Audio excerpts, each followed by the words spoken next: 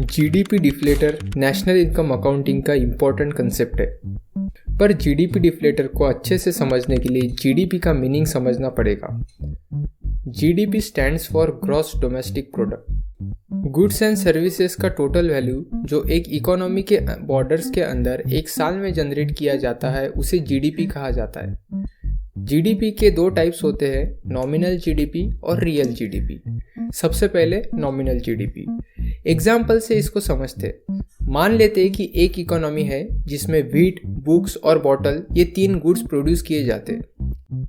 साल 2020 में इस इकोनॉमी में 20 किलो व्हीट, 100 बुक्स और 50 बॉटल प्रोड्यूस की।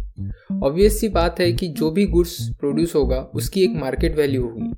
अब जो भी गुड्स की क्वांटिटी है उसको मार्केट प्राइस से मल्टीप्लाई किया तो टोटल गुड्स की वैल्यू मिल जाएगी, और इन सब टोटल्स को ऐड करने के बाद जो फाइनल टोटल मिलेगा उसे ही नॉमिनल जीडीपी बोला जाता है। In short, quantity of goods and services multiplied by market value is nominal GDP.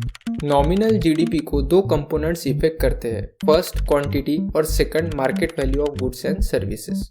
Quantity depend करती है प्रोडक्शन के ऊपर और प्राइजेस डिपेंड करते हैं डिमांड और सप्लाई, या फिर कह सकते हैं इन्फ्लेशन के ऊपर। अगर सेम हाइपोथेटिकल कैलकुलेशंस अगले 2 साल के लिए करें तो 2021 और 2022 का नॉमिनल जीडीपी मिल जाएगा। पर इन जीडीपीज को ध्यान से ऑब्जर्व करने के बाद पता चलता है कि 2022 से 2023 का जीडीपी ज्यादा है, पर जो आउटपुट है वो दोनों साल का सेम है। यानी 2023 में जो जीडीपी बढ़ा है वो सिर्फ प्राइस इन्फ्लेशन की वजह से बढ़ा है, ना कि आउटपुट या प्रोडक्शन बढ़ने की वजह से। इसका इंटरप्रिटेशन ये निकलता है कि नॉमिनल जीडीपी तब भी ग्रोथ दिखा सकता है जिस साल इकोनॉमी में एक्चुअल प्रोडक्शन ग्रोथ ना भी हो या एक्चुअल प्रोडक्शन डिक्रीज भी हुआ हो। इसी कारण इकोनॉमी की ग्रोथ को मेजर करने के लिए नॉमिनल जीडीपी पे रिलाय नहीं किया जा सकता, क्योंकि वो फॉल्स ग्रोथ दिखाता है। यही पे जीडीपी का दूसरा टाइप पिक्चर में आता है, रियल जीडीपी। रियल जीडीपी भी दो कंपोनेंट से कैलकुलेट किया जाता है, एक होता है quantity of goods and services and दूसरा होता है उसकी प्राइसेस। वही एग्जांपल जो नॉमिनल जीडीपी में देखा है उसे कंटिन्यू करते हैं। फर्स्ट ईयर का जो कैलकुलेशन रहेगा वो नॉमिनल जीडीपी और रियल जीडीपी इसमें सेम रहेगा।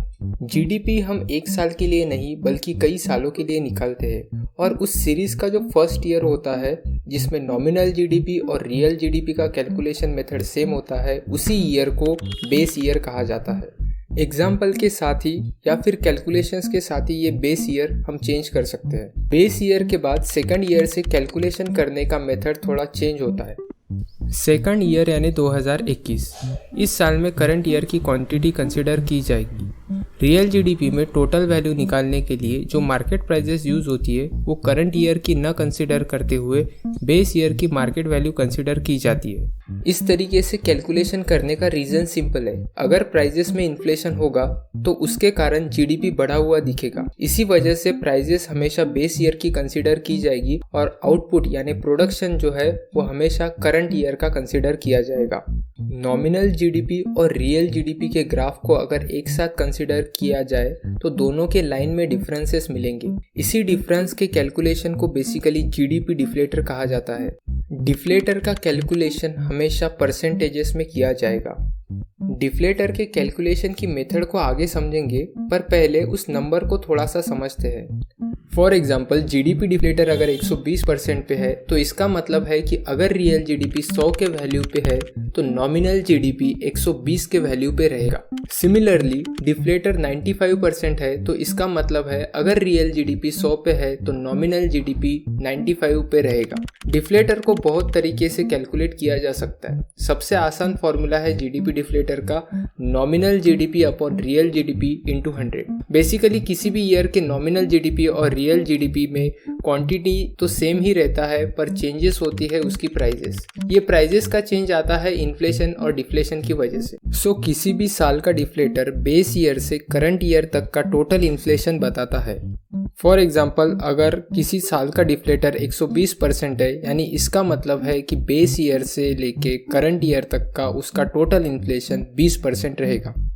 Interpretation of deflator. अगर डिफ्लेटर 100% के नीचे है तो इकोनॉमी में बेस ईयर के कंपैरिजन में प्राइजेस कम हुई होंगी।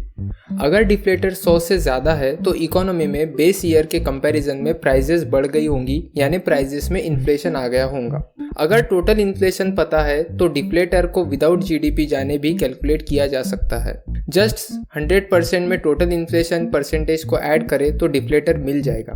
किसी भी पर्टिकुलर साल के इन्फ्लेशन को भी डिफ्लेटर की मदद से कैलकुलेट किया जा सकता है। साल के स्टार्टिंग से लेकर साल के एंड तक डिफ्लेटर में जो भी ग्रोथ हुई होंगी वही उस साल का इन्फ्लेशन रहेगा।